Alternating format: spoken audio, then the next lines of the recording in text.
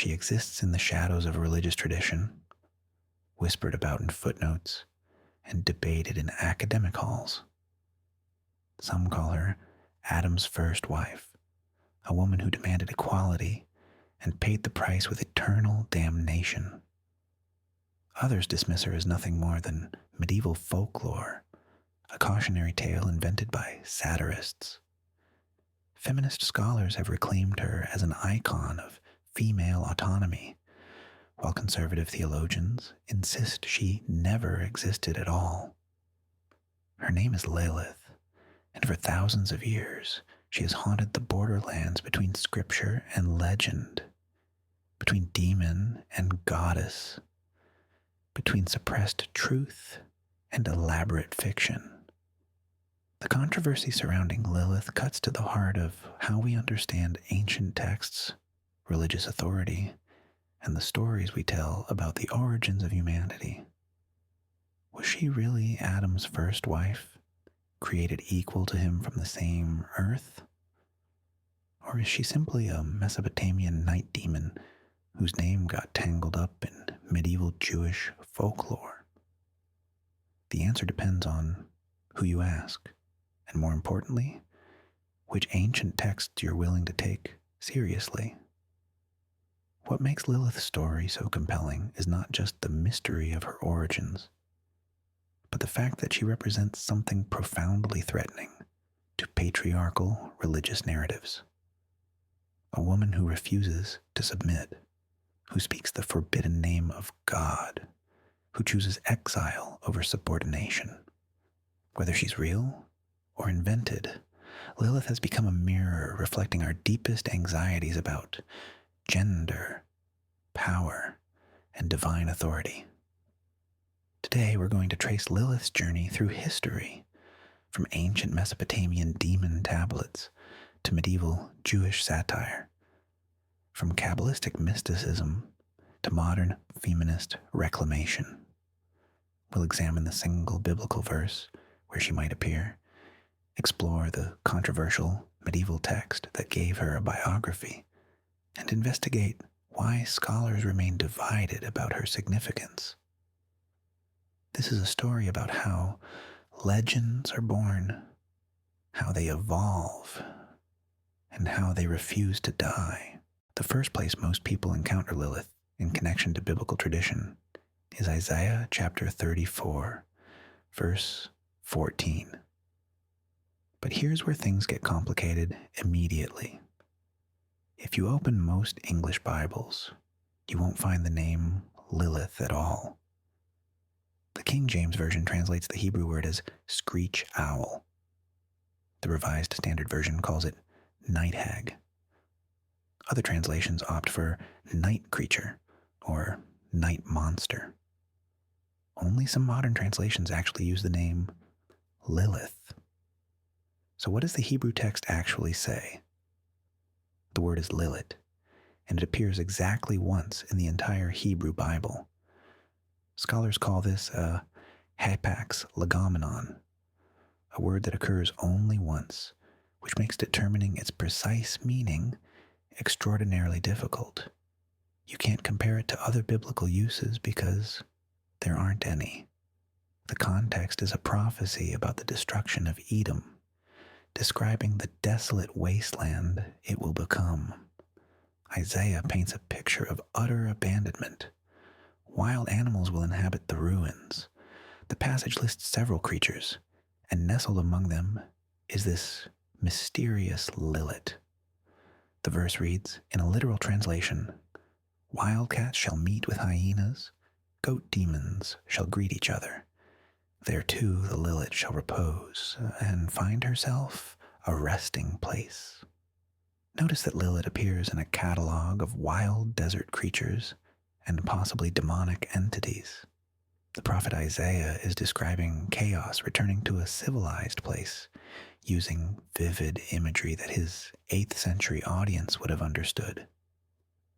The question is whether Lilith referred to an actual creature, like an owl or other night bird, or whether it invoked a well-known demon from surrounding cultures. The Hebrew root Layla means night, so Lilith can be understood as belonging to the night, or nocturnal one. This supports both the animal and the demonic interpretations. Ancient translators struggled with the word just as modern ones do. The Septuagint, the ancient Greek translation of Hebrew scriptures, used onakentauros, literally a donkey centaur. The Latin Vulgate used lamia, a term for a child-devouring female demon from classical mythology. What's fascinating is that Isaiah doesn't explain what Lilith is. He doesn't define it or describe it. This suggests his original audience already knew what he was talking about. They didn't need an explanation because Lilith or similar night demons were part of their cultural vocabulary, borrowed from surrounding civilizations, particularly Mesopotamia. This single ambiguous word has become the foundation for centuries of speculation. Conservative biblical scholars insist it's simply a bird or animal, nothing more than Hebrew poetry using vivid imagery for desolation. Others argue that Isaiah was indeed referencing a demonic figure known to his contemporaries, perhaps warning that Edom would become so cursed that even demons would inhabit it. But here's the critical point. Nowhere in this passage does Isaiah connect Lilith to Adam, Eve, Eden, or creation. That connection comes much, much later. To understand where Lilith truly originates, we need to travel back in time and east in geography to ancient Mesopotamia. This is where her story really begins. Not in the Garden of Eden, but in the Tigris-Euphrates River Valley, in the temples and homes of Sumeria, Babylon, and Assyria. The earliest iterations of Lilith-like figures appear in Sumerian texts dating back to around 2000 BCE. The Sumerians spoke of a class of demons called Lilitu for males and Lilitu for females. These weren't gods exactly, but they weren't ordinary demons either. They occupied a strange middle ground in Mesopotamian theology. According to Mesopotamian belief, Lilu and Lilitu were the spirits of adolescents who died before marriage or before bearing children. Their unfulfilled lives transformed them into restless entities that preyed upon the living, particularly targeting matters of sexuality and reproduction. The male Lilu was considered a succubus-like figure, while Lilitu threatened pregnant women, mothers, and infants. One of the most famous early references comes from the Epic of Gilgamesh, specifically in a story called Gilgamesh and the Hulupu tree. In this tale, the goddess Inanna plants a tree that she hopes will grow into wood for a throne and a bed. But three unwanted creatures make their home in the tree. A serpent nests at its roots, the Anzu bird places its young in the branches, and a dark maiden named Lilith builds her home in the trunk. When Gilgamesh slays the serpent, the bird flees with its young, and Lilith tears down her house and escapes to the wild, uninhabited places. This early Lilith is associated with wilderness, darkness, and places outside civilization. She's connected to trees, which in ancient Near Eastern symbolism often represented life, fertility, and the connection between earth and heaven. Her presence in the tree, alongside the serpent and the predatory bird, marks her as dangerous and chaotic. But the most significant Mesopotamian connection isn't actually to Lilitu, but to a goddess demon named Lamashtu. And this is where Lilith's child-threatening reputation truly originates. Lamashtu was one of the most feared entities in the entire Mesopotamian pantheon, described as the daughter of Anu, the sky god himself. Unlike most demons who acted on divine orders, Lamashtu operated according to her own malevolent will. ancient texts describe Lamashtu as having the head of a lion, the teeth of a donkey, a hairy body, long fingers with long nails, and the feet of a bird with sharp talons. She would be depicted standing on a donkey, nursing a pig and a dog at her breasts, and holding serpents in her hands. Her appearance was meant to be absolutely terrifying. Lamashtu's particular specialty was attacking pregnant women and newborns. She would sneak into homes, touch a pregnant woman's stomach 7 times to kill the unborn child, or steal nursing infants from their mothers. She would let the babies nurse from her own poisonous milk, killing them. She was held responsible for miscarriages, stillbirths, infant death, and maternal mortality. Why did ancient Mesopotamians believe in Lamashtu? Because they needed an explanation for tragedy. In a world without modern medicine, pregnancy and childbirth were incredibly dangerous. Infant mortality rates were devastating. Mothers died regularly from complications we can easily treat today. Disease swept through communities with terrifying speed. To explain these horrors, cultures created supernatural explanations. Lamashtu wasn't just a scary story. She was the answer to the question every grieving parent asked: why did my child die? To protect against Lamashtu, families used incantation bowls. These were ceramic bowls inscribed with protective spells, often buried under doorways or placed in homes where babies were expected. The bowls contained elaborate incantations calling upon other gods and spirits to ward off Lamashtu. They also wore amulets, small objects inscribed with protective prayers and images. Interestingly, one of the primary protectors against Lamashtu was Pazuzu, another demon, the king of wind demons. Although Pazuzu himself was considered evil and brought storms and drought, expectant mothers would wear amulets bearing his image because he was Lamashtu's enemy and could drive her away. The ancient Mesopotamians understood that sometimes you fight a demon with a demon. Many scholars believe that Lilith inherited her child-threatening characteristics directly from Lamashtu. As cultural ideas moved across the ancient Near East, the Mesopotamian demoness merged with Hebrew concepts of night demons. The Lilitu of Sumerian demonology, combined with the terror of Lamashtu, eventually evolved into the Lilith that appears in later Jewish folklore. By the time we reach the Babylonian Talmud, compiled between the 3rd and 6th centuries CE, Lilith appears multiple times, always as a dangerous demonic figure. The Talmud warns that it's forbidden for a man to sleep alone in a house, because Lilith seizes men who are alone. She's described as having wings and long hair. She's associated with night, with sexual temptation, and with danger to children.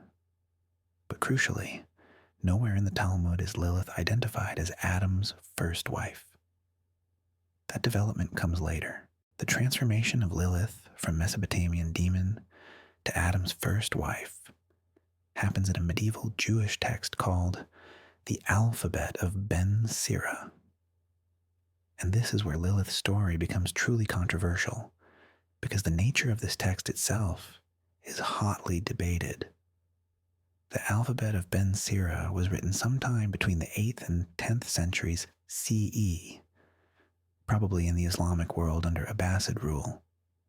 It's structured as 22 episodes, corresponding to the 22 letters of the Hebrew alphabet. The framework is that a 7-year-old boy named Ben Sira is brought before King Nebuchadnezzar, who asks him questions, and Ben Sira responds with stories and wisdom. The Lilith story appears when Nebuchadnezzar's son becomes sick, and Ben Sira explains an amulet that can cure him. The amulet shows 3 angels, and when asked about them, Ben Sira tells the story of Lilith. According to the alphabet, when God created Adam, he recognized that it was not good for man to be alone. So God created a woman from the earth, just as he had created Adam, and he called her Lilith. Immediately, Adam and Lilith began to quarrel. The issue was sexual position. Adam insisted that Lilith lie beneath him during intercourse, establishing his dominance. Lilith refused, arguing, "We are equal to each other, inasmuch as we were both created from the earth." When they couldn't agree, Lilith spoke the ineffable name of God, the Tetragrammaton, and flew away into the air. Adam complained to God that the wife he'd been given had deserted him. God sent 3 angels, Sinoi, Sansanoi, and Samangaloth, to bring her back. They found Lilith by the Red Sea, the same waters where the Egyptians would later drown. The angels told her God's command to return, threatening to drown her if she refused. But Lilith would not come back. She told the angels, "I was created only to cause sickness to infants. If the infant is male, I have dominion over him for 8 days after his birth. If female, for 20 days. The angels insisted, but Lilith swore an oath by the name of the living God. Whenever she saw the angels' names or images on an amulet, she would have no power over that child. She also agreed that 100 of her demon children would die every day as punishment. This is why, the story explains, Jewish families traditionally wrote the names of the 3 angels on amulets for newborns. When Lilith sees the names, she remembers her oath and leaves the child alone. The story provides a mythological origin for an existing protective practice. Now here's where things get fascinating and contentious.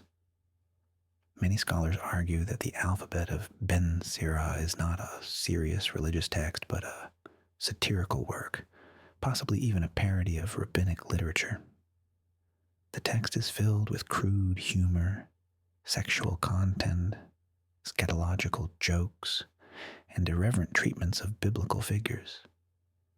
It includes stories about Nebuchadnezzar's daughter expelling 1,000 farts per hour, explanations for why donkeys urinate in each other's urine, and why ravens copulate by mouth. The text also presents Ben Sira himself as the product of incest. According to the alphabet, the prophet Jeremiah was forced to ejaculate into a mikveh. His daughter bathed in it and conceived Ben Sira. This kind of shocking, scandalous content has led scholars like David Stern to call the alphabet the first example of parody in classical rabbinic literature. So was the Lilith story meant to be taken seriously? Some scholars argue absolutely not. They suggest the text was satirizing the rabbinic debates about the 2 creation accounts in Genesis, mocking the idea that there could have been a first Eve before the Eve we know from Genesis chapter 2. The story makes Adam look weak and unable to control his wife, which may have been a critique of rabbinic texts that blamed Eve entirely for the fall, while absolving Adam. Other scholars, however, point out that even if the alphabet began as satire, its stories were taken seriously by later generations. The text was widely copied and translated into multiple languages, including Latin, Yiddish, Judeo-Spanish, and German. The Lilith story, in particular, resonated because it explained existing folklore traditions about night demons and protective amulets. The story also cleverly solves a biblical puzzle that had bothered Jewish scholars for centuries. Genesis has 2 creation accounts. In Genesis chapter 1, verse 27, it says, "God created mankind in his own image. In the image of God, he created them. Male and female, he created them. This suggests simultaneous creation of man and woman. But then in Genesis chapter 2, verses 21 through 22, Eve is created from Adam's rib, clearly after Adam. Some rabbis tried to reconcile this by suggesting there were two separate events. The first account in Genesis 1 described an earlier creation, a first Eve, who is different from the Eve of Genesis 2. When Adam sees Eve for the first time in Genesis 2, verse 23, he exclaims, "This time, bone of my bones and flesh of my flesh." The words "this time" suggest there was a previous time, a previous woman who wasn't bone of his bones because she'd been created separately from earth, not from his rib. Enter Lilith, the perfect candidate for this first woman, created equal from the same earth at the same time. But she wouldn't submit to Adam's authority, so God had to try again, this time creating a woman from man's own body to establish a hierarchy from the beginning. It's a neat theological solution to a textual problem, even if it requires reading a lot into the word "this time." What's certain is that by the 13th century, Lilith had become a major figure in Jewish mysticism, particularly in Kabbalistic thought. And in these mystical traditions, she would evolve far beyond a demon or a rebellious first wife into something approaching a cosmic principle of evil. In Kabbalistic literature, particularly in the Zohar and in texts like the treatise on the left emanation, Lilith undergoes a profound transformation. She becomes paired with Samael, a major demon figure often identified as the angel of death, or even as a Satan figure. Together, Lilith and Samael represent the dark counterpart to the divine masculine and feminine aspects of God. Kabbalistic theology operates through a complex system of sephirot, 10 emanations through which the infinite God interacts with the finite world. On the side of holiness, these emanations include both masculine and feminine aspects. The Kabbalists argued that evil operates as a perverted mirror of the holy. Just as holiness has male and female dimensions, so does evil. Lilith and Samael are described as emanating together from the Sephira of Gevurah, which represents divine strength or judgment. But on the other side, the Sitra Akra, they become instruments of cosmic evil. Some texts describe them as emerging from beneath the throne of glory as a result of the first human's sin in Eden. Others suggest they existed before Adam and Eve as eternal principles of darkness. In this Kabbalistic framework, Lilith isn't just a demon who threatens children or a rebellious first wife. She's a fundamental cosmic force, the dark feminine, the shadow side of divine creativity. She represents chaos, unbridled sexuality, destruction, and the reversal of divine order. She becomes, in essence, the anti-Eve, the woman who refused her place in the divine plan. The Zohar, the foundational text of Kabbalah compiled in 13th century Spain, extensively develops Lilith's role. She's described as attempting intercourse with Adam before Eve's creation, and after Eve's creation, she fled and has plotted revenge ever since, particularly targeting male children. She rules over legions of demons, her offspring from various unions with demons, and from stealing human seed through nocturnal emissions and erotic dreams. Medieval Kabbalists were deeply concerned with the proper use of male sexual energy. Jewish law forbade the wasting of seed, and any ejaculation outside of procreative marital sex was considered sinful. Lilith was believed to collect this wasted seed to create more demons, a belief that added profound anxiety to male sexuality. She was the demonic explanation for wet dreams, for forbidden desires, for the loss of sexual control. This association with male sexual anxiety further cemented Lilith's reputation as a dangerous seductress. She didn't just kill babies. She corrupted men, led them into sin, stole their vitality, and reproduced evil from their weakness. The Kabbalists saw the world as a constant battleground between holy and unholy forces, and Lilith was one of the primary agents of the unholy. Interestingly, Lilith's role in Kabbalah created a paradox. She was utterly evil, yet she was also a necessary part of the cosmic structure. Evil in Kabbalistic thought isn't exactly the opposite of good, but rather a necessary shadow, a testing ground for free will, a challenge that allows holiness to be chosen rather than simply existing by default. Lilith's existence, her rebellion, her dangerous allure, all served a purpose in the divine economy. For centuries, this was where Lilith's story remained, in the realm of Dutman lore and mystical theology, a figure of fear and fascination in Jewish communities. Protective amulets bearing the names of the three angels continued to be used well into the 20th century in some Jewish communities. Mothers in childbirth were protected by rituals designed to ward off Lilith's influence.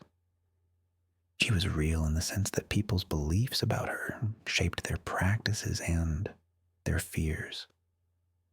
Then came the 20th century, and Lilith's story took yet another dramatic turn. She would be transformed once more, this time from demon to feminist icon. The feminist reclamation of Lilith began in the 1970s, during the second wave of feminism and concurrent with growing Jewish feminist consciousness. In 1972, Israeli-American writer Lily Rivlin published a groundbreaking article about Lilith in Ms. Magazine, one of the most influential feminist publications of the era. Rivlin's article reframed Lilith's story entirely. Instead of seeing her as a demon or a cautionary tale about disobedient women, Rivlin presented Lilith as a hero, the first woman to demand equality, to refuse subordination, to choose her own freedom, even at tremendous cost.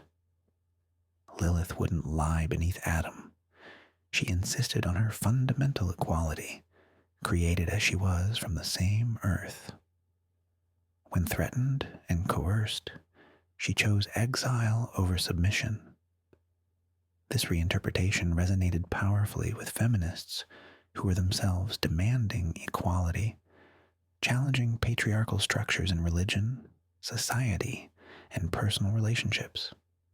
Lilith became a powerful symbol of female autonomy, of refusing to accept an inferior position, of speaking truth even when it costs everything. In 1976, a group of Jewish feminists founded Lilith magazine, which continues to publish today. The magazine's founders explicitly chose the name Lilith because they saw her as embodying the fight for equality. The magazine's inaugural issue included an article explaining Lilith's appeal, rejecting the traditional understanding of her as demonic and embracing her as a role model. This feminist reclamation deliberately chose to emphasize certain aspects of Lilith's story while setting aside others. The focus was placed almost entirely on the equality argument and the refusal to submit sexually. The child-murdering demoness aspects were either ignored or explained away as patriarchal fear-mongering. Stories invented by men to punish and demonize women who wouldn't conform to expected roles. Some feminists argued that the monstrous aspects of Lilith's character represented exactly what patriarchal systems do to women who resist. They transform female autonomy into monstrosity. They turn a woman's refusal to submit into proof of her evil nature. They punish rebellion by casting the rebel as an enemy of children and family and civilization itself. In this reading, Lilith's transformation into a baby killer is not her fault, but the inevitable result of male fear projected onto female independence. The feminist embrace of Lilith extended beyond scholarly articles and magazines. She appeared in poetry by Jewish feminist writers, in artwork reimagining her as powerful rather than horrifying, in theological discussions about the need for female images of the divine, and in popular culture. The Lilith Fair, a concert tour in the late 1990s featuring only female musicians, took its name from this reclaimed figure. However, the feminist reclamation of Lilith has not been without controversy. Some critics, including some feminists, argued that embracing a figure from medieval satire as a feminist icon was problematic. They pointed out that Lilith's story, whether satirical or serious, still came from patriarchal culture. The very terms of her rebellion were defined by male authors. Her punishment was defined by men. Even her liberation was a story told by men, either as satire or as morality tale. Others worried about the theological implications. For religious Jewish feminists, reclaiming a figure traditionally associated with demons and cosmic evil posed challenges. Could you embrace Lilith as symbol of female power while remaining within Jewish tradition?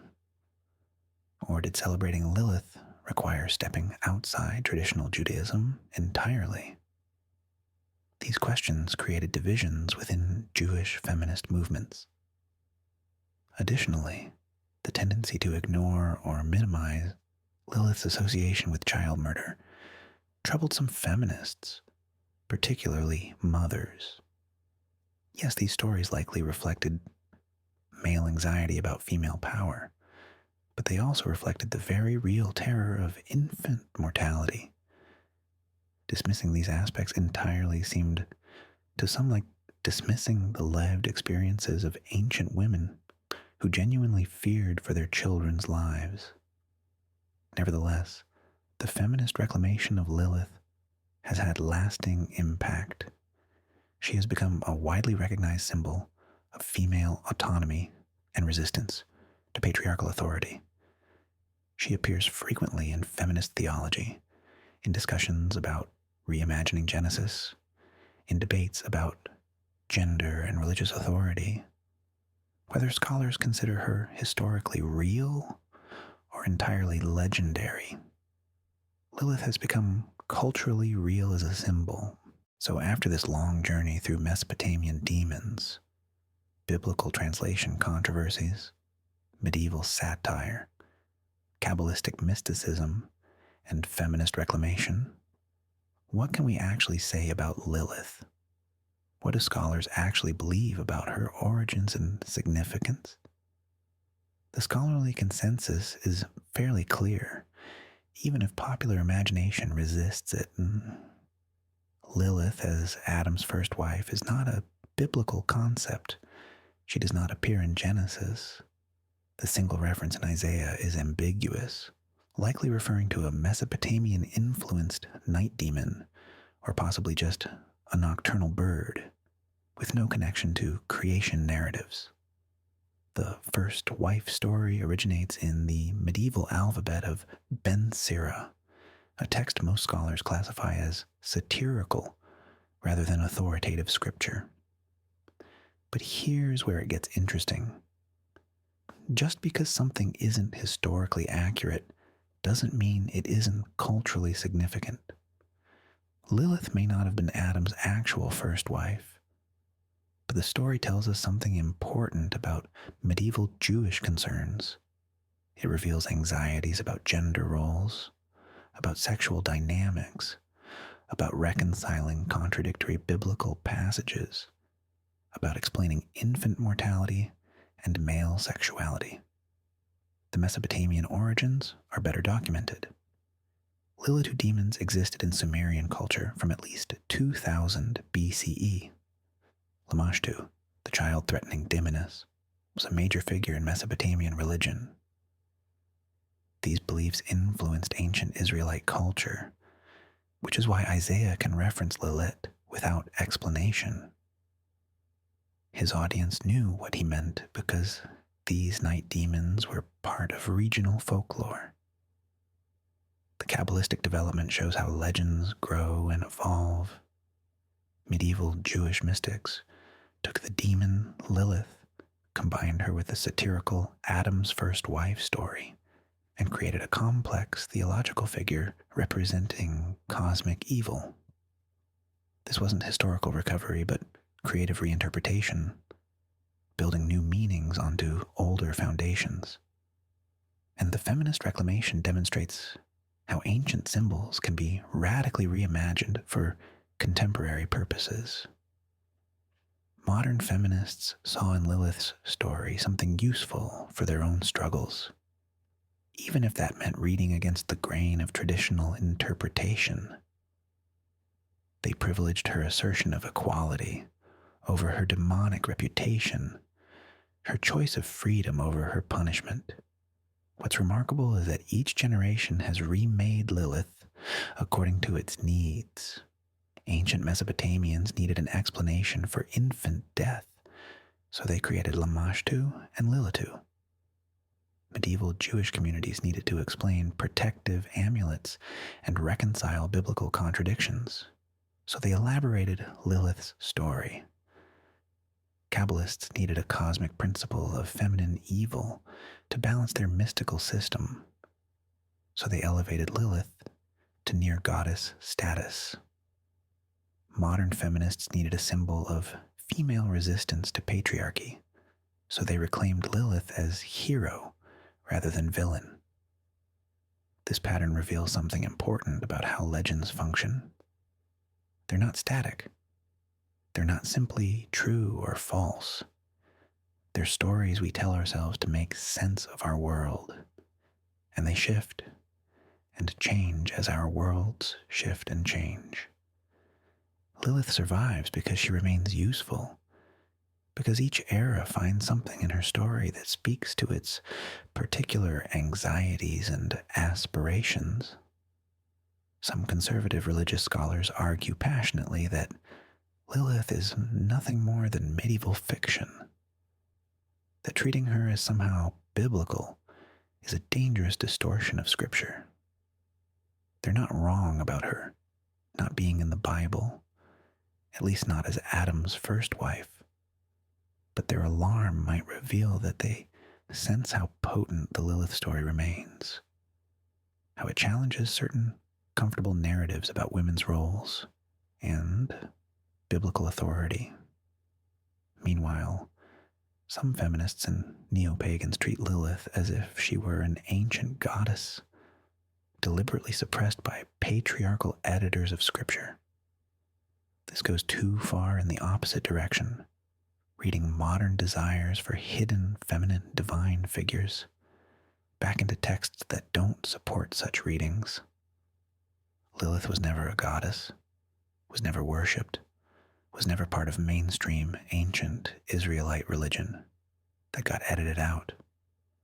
The truth is more complex and more interesting than either extreme suggests.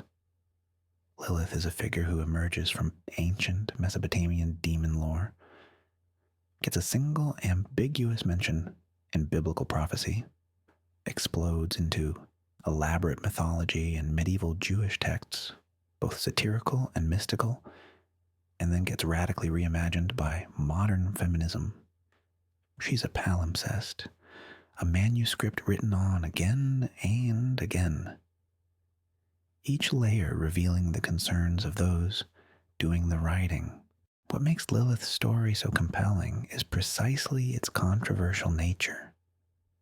The fact that scholars disagree, that religious authorities reject her, while others embrace her, that she can be demon and hero depending on who's telling the tale. This flexibility is her power. She refuses to be pinned down, refuses to stay in any box we try to put her in, much like she refused to stay in Eden. In a way, Lilith's refusal to submit to a single interpretation mirrors her legendary refusal to submit to Adam. She won't be controlled by traditional readings or by modern revisionism. She exists in the liminal spaces between scripture and folklore, between history and myth, between fear and aspiration. Perhaps that's exactly where she belongs. The story of Lilith teaches us to read ancient texts carefully, to understand how legends develop, to recognize the difference between historical fact and cultural meaning, and to see how the same story can serve radically different purposes in different contexts. It also teaches us that the questions we bring to old stories shape the answers we find in them, whether you see Lilith as a demon to be feared, a symbol to be reclaimed, or simply a fascinating example of how mythology evolves. Her story refuses to go away. She's been flying away from attempts to define her for thousands of years now, and she shows no signs of stopping. If you found this deep dive into Lilith's complex history fascinating, please hit that like button and subscribe to the channel for more explorations of mythology, ancient texts, and the controversial figures that haunt the margins of religious tradition. The shadows of history contain many more stories waiting to be told.